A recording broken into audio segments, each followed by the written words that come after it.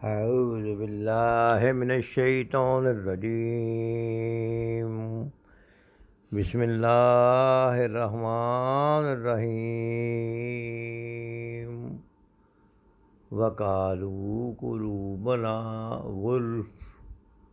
وقالوا اور انہوں نے کہا قلوبنا ہمارے دل غلف پردہ میں ہیں بل لعنہم اللہ بلکہ لعنہم اللہ اللہ کی لعنت ہے بکفرہم ان کے کفر کے سبب بل لعنہم اللہ بکفرہم بلکہ یہ اللہ کی لعنت ہے ان پر ان کے کفر کے سبب فَقَلِيلًا مَا يُؤْمِنُونَ جو تھوڑے ہیں جو ایمان لاتے ہیں اور کہتے ہیں ہمارے دل پردے میں ہیں نہیں بلکہ اللہ نے ان کے کفر کے سبب ان پر لعنت کر رکھی ہے بس یہ تھوڑے ہی پر ایمان لاتے ہیں۔ یہودیوں کا ایک قول تفسیر ابن کثیر اس کی تفسیر میں لکھتی ہے یہودیوں کا ایک قول یہ بھی تھا کہ ہمارے دلوں پر غلاف چڑھے ہوئے ہیں یعنی یہ علم سے بھرپور ہے اس کے بعد ان کے اوپر غلاف چڑھ گیا ہے اب ہمیں نئے علم کی کوئی ضرورت نہیں اس لیے جواب ملا کہ غلاف نہیں بلکہ لعنت الہیہ کی مہر لگ گئی ہے ایمان نصیب ہی نہیں ہوتا۔ اور یہی بات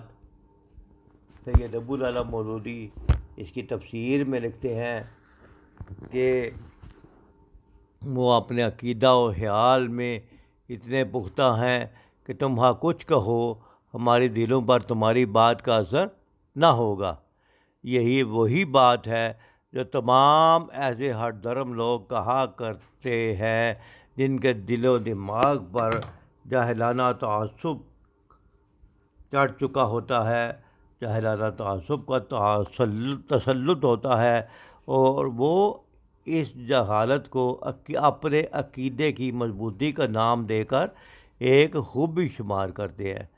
حالانکہ اس سے بڑھ کر آدمی کے لیے کوئی عیب نہیں ہے کہ وہ اپنے موروثی عقائد و افکار پر جم جانے کا فیصلہ کر لے۔ ہاں ان کا غلط ہونا کیسے ہی کبھی دلائل سے ثابت کر دیا جائے یہی ہوا یہودیوں نے اپنے موروثی عقائد پر جم جانے کا فیصلہ کر لیا اور حق کو سمجھ جانے کے باوجود حق کو قبول نہ کیا۔ یہود اپنی تعریف میں یہی کہتے تھے کہ ہمارے دلوں پر غلاف چڑھے ہوئے ہیں سو ہم اپنے دین کے علاوہ کسی اور بات کا اثر نہیں لیتے۔ اللہ تعالیٰ نے فرمایا کہ حق بات اثر نہ کرے یہ لعنت کا نشان ہے۔ اسی طرح کے الفاظ ڈاکٹر اطہار احمد لکھتے ہیں کہ آج بھی آپ کو سننے کو مل جائیں گے مثلاً کچھ لوگ جو اپنے جہالت میں بڑے پکے ہوں اور حق کی بات کو قبول نہ کریں وہ بڑے کہتے ہیں ہمارے دل بڑے محفوظ ہیں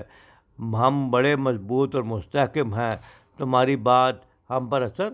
نہیں کر سکتی۔ اور واقعی جب کوئی انسان یہ فیصلہ کر لے کہ میں نے کسی حق بات کو ماننا ہی نہیں ہے اور جو اپنے تکبر میں مبتلا ہے کہ جو میں کہہ رہا ہوں وہی صحیح ہے اس کا یہی رویہ ہوتا ہے۔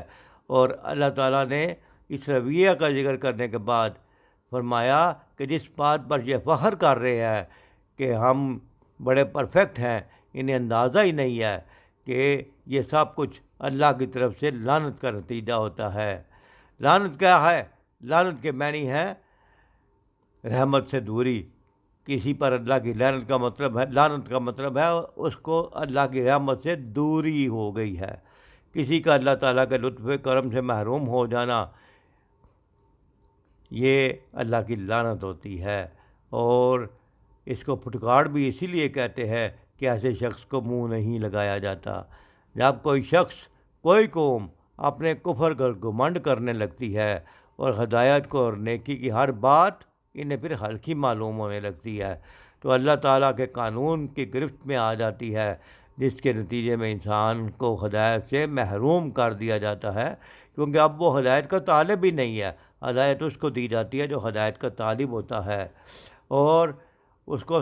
سچی بات بھی سمجھ میں نہیں آتی، سچ بھی برا لگتا ہے، صحیح بات بھی غلط لگتی ہے۔ یہ ایسے ہی ہے جیسے کسی کے منہ کا مزہ بگڑ جائے تو شاید بھی کڑوا لگتا ہے۔ اسی طرح ان کو بھی ہدایت کی ہر بات معقولیت کی سطح سے گری ہوئی لگتی ہے، اور آج بھی جو لوگ تکبر میں مبتلا ہیں ان کا رویہ یہی ہوتا ہے۔ اس آیت سے پتہ چلتا ہے کہ اگر انسان اللہ تعالیٰ کی آیات کا کفر کرے، ان میں تحریف و تبدیلی کرے یا ان کی مسلسل نافرمانی کرے تو اللہ تعالیٰ اس پر لعنت بھیج دیتا ہے۔ ایسا آدمی ایمان اور دین کی طرف متوجہ ہو ہی نہیں سکتا، وہ اللہ کی رحمت سے دور ہو جاتا ہے، اللہ کی ہدایت سے دور ہو جاتا ہے، اللہ کے لطف و کرم سے محروم ہو جاتا ہے، اور ان پر پھٹکار پڑ جاتی ہے۔ اللہ اس کو تو ایسے شخص کو منہ بھی نہیں لگایا جاتا۔ اس لیے اللہ تعالیٰ سے دعا ہے کہ ہم اللہ تعالیٰ ہمارے دلوں کو اس طرح رکھیں کہ ہم ہمیشہ ہدایت کے طالب ہوں، نیکی کی بات کو قبول کریں اور بری باتوں سے توبہ اور استغفار کرنے کا رویہ اپنائیں۔ وما علینا الا البلاغ۔